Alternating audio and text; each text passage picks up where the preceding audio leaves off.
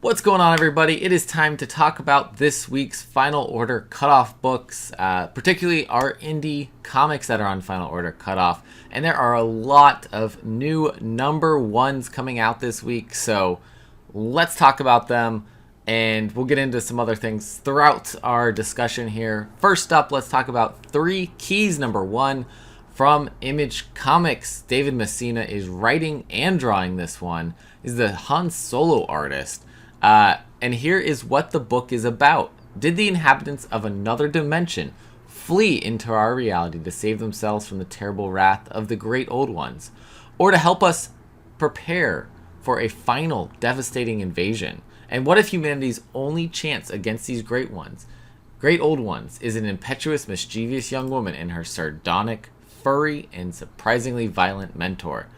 All questions are asked and answered in this 5-part introduction to writer and artist David Messina's epic apocalyptic universe, featuring 27 full story pages for a $3.99 price tag.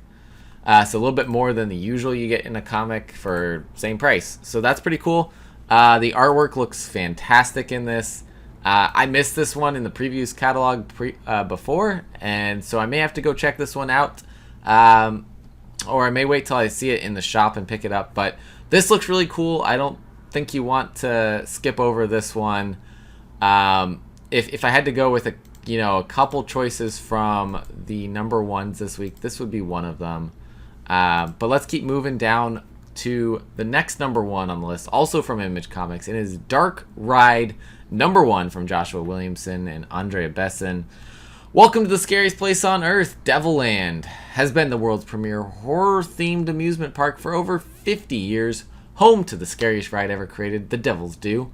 But when lifelong fan Owen Season begins his first day on the job, he will discover the true horrors happening behind the scenes, the truth about the park's reclusive creator Arthur Dante, and the job of his dreams might just be a living nightmare. Joshua Williamson and Andre Bresson reunite for a thrilling plunge into murder, mayhem, and sinister family secrets in this all-new Skybound original series. We got a preview of this in one of the Skybound X books, and it looks fantastic. Joshua Williamson doing a killer job with this. Speaking of the Skybound X books and previews that we've gotten, Kaya number one, also on Final Order Cutoff this week, from Wes Craig. Wes Craig, being the co-creator of Deadly Class and incredible artist, is the artist and writer on this one, and it is a jam-packed series premiere with 31 gorgeous story pages, plus bonus material, and a Jack Kirby-inspired variant cover by Deadly Class co-creator Wes Craig. After the destruction of their village, a young girl with a magic arm and a fighting spirit is tasked with delivering her little brother to a faraway safe haven. There, he's destined to discover the secret to overthrowing the all-powerful empire that destroyed their home. From writer and artist, Wes Craig comes an astonishing new ongoing fantasy adventure series about siblings surviving in a world of monsters and mutants. Pretty cool sounding. Artwork looks fantastic. Another one that's like, man, I really do want to pick this one up, but there are so many that I want to pick up from Cutoff this week that I'm probably going to trade weight this one. But this is one that is on my radar and one I really want to read. So trade waiting for me may be the way to go to get to read this one. Whew, that was the Image books. Before we get to the rest of the number ones that are on Cutoff this week, just a reminder, Final Order Cutoff is the last day that your shop can put their orders in for these comics and guarantee that they will get them. So if they order by Monday, September 12th, they will guarantee that they get these books. And some of these, like I said, number ones, indie number ones, are good things to pick up to check out a new world, a new story, and see what else is out there besides the Marvel DC books that are, tons of them are coming out all the time.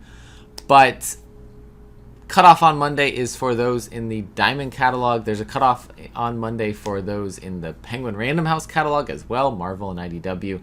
But if your shop orders those through Diamond still, then their cutoff will be on Sunday for those. And then Lunar's cutoff is on Sunday as well. So that includes DC, and some other indies are available in both catalogs. So for sake of ease, I always go with talking about the books from the Diamond side of things, just because that keeps things consistent and easier there. But let's move down into the next section. That is Boom Studios, who has a new series as well. This is called The Approach, from Jeremy Hahn, Jason Hurley, and Jesus Hervas. In this turbulent new horror miniseries from writers Jeremy Hahn, Jason Hurley, and artist Jess Hervas, a storm is coming that's bringing more than bad weather. When airport employees Mac and Abigail find themselves snowed in after a blizzard, they witness a terrible plane crash. After pulling a survivor from the wreckage, they realize a terrifying truth. This plane has been missing for 27 years.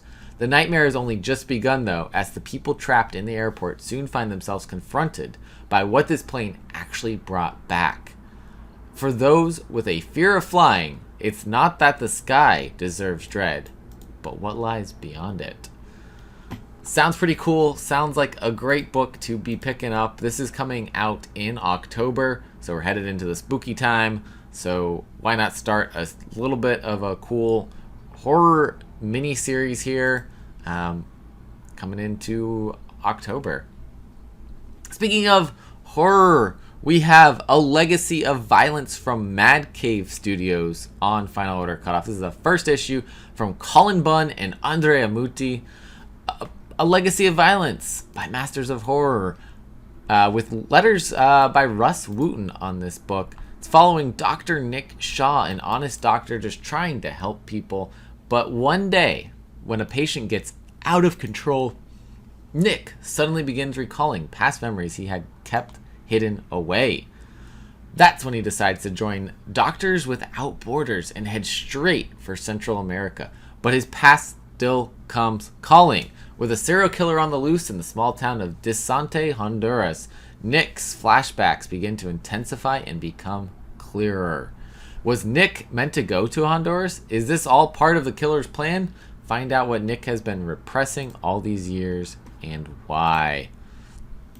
We've been getting we got a little preview snippet of this in a couple Mad Cave books, and the artwork, fantastic. The story looks like it's going to be great. I'm excited to pull this one and check it out. Definitely one you should be looking out for coming up. Last one on the list here that is a #1 is Rogue State #1 from Black Mass Studios, from Matteo Pizzolo and Carlos Granda.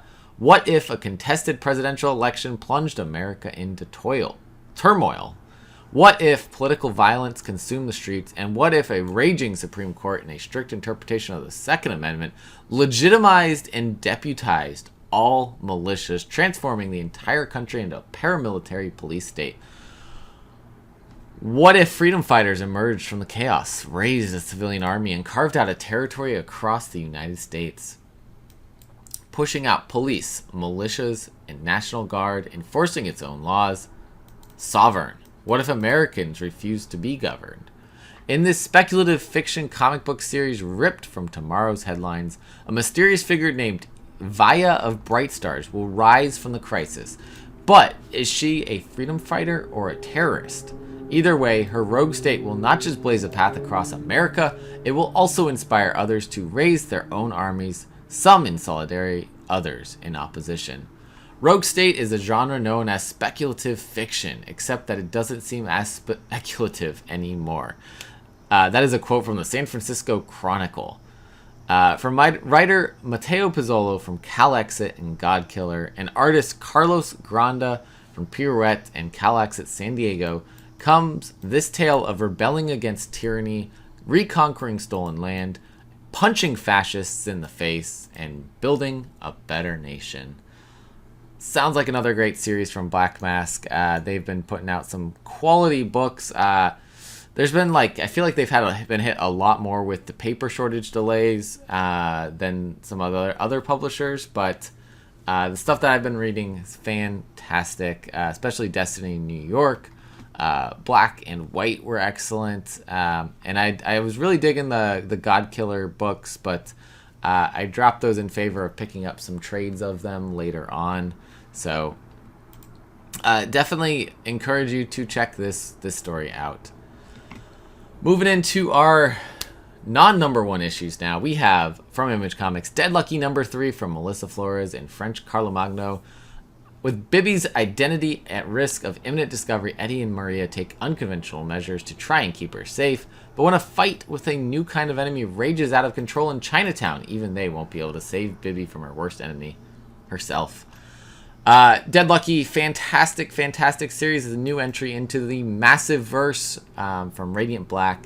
So go check this out. It stands on its own very well. So if you are not into reading Radiant Black, but you are into checking out something new and unique in a superhero story, check out the Dead Lucky. You do not want to miss picking this one up. Speaking of the Massiveverse, Rogue Sun is on to issue number 7 from Ryan Parrott and Abel. New story arc starting here, and based on the image, it looks like we got a lot of Rogue Suns happening here. The shocking ending to his fight with Cataclysm, Dylan has no idea what to do next. But luckily, he has you to help.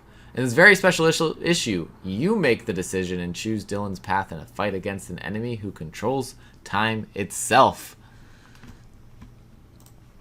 Moving on down from Image, we got from Boom Studios, Basilisk number 12. This is the end of this story arc, and it doesn't sound like the end of the story, because this is it. Not only the final confrontation between Hannah and Vanessa, but the Chimera's origins revealed.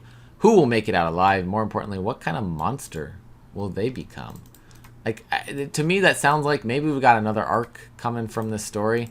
I'm enjoying it, so I'm down if it happens, but if that's the case, it may not be for a long time, because I'm looking in the catalog here, and the trade paperback for Volume 3 just says it's going to be out March 12th of 2023. So it may be a hot second before this goes to another arc, if it does. But if not, great ending would be coming here for this story. So I really enjoyed it. Colin Bunn does such a fantastic job with the storytelling in this, and Jonas Sharf's art is just so amazing and dynamic between the flashbacks and the current time. It's just out of this world. Moving from Boom, we got Dark Horse Comics here with JENNYZERO Volume 2, Issue 4 of 4 from Dave Dwanch, Brockton McKenney, and Magenta King. I've loved this. This is a cool kaiju story, but it's such a twist on the genre that it's fantastic. JENNYZERO kind of coming into her own here and taking some responsibility finally, but still being herself in some good ways. Still being true to who she is. So I've been really enjoying JENNYZERO from Volume 1 till now, and highly recommend going and reading it. There's a trade paperback out for Volume 1, so well worth the read for everyone. Also from Dark Horse is Issue 2 of Shock Shop. This one from Colin Bunn, Danny Luckert, and Layla Lace.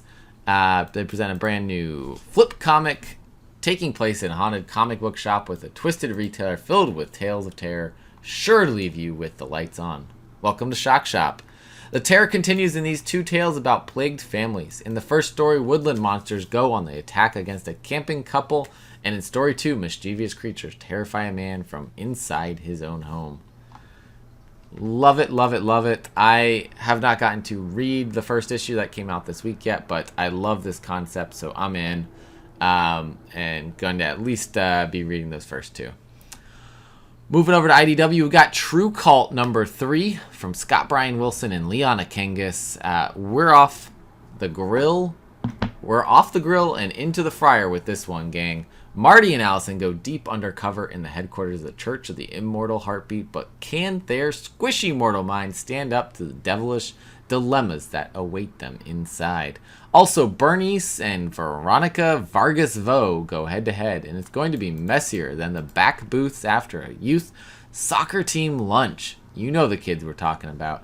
It's secrets, lies, and a side of fries, and soft skills and C-minus nachos. True Call issue number 1 was fantastic. I love Liana Kangas's art, and Scott Bryan Wilson's storytelling in that issue was great. I love all the characters so far, and kind of the realistic feeling of working in a fast food place. So highly recommend checking this out.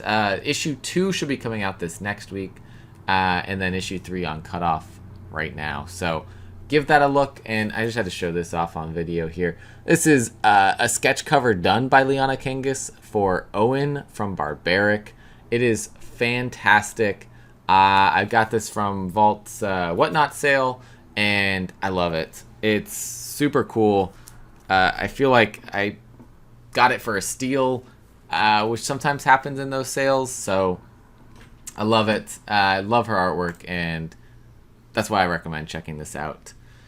Coming down the list, we're into the comics and graphic novel section with Asa the Barbed.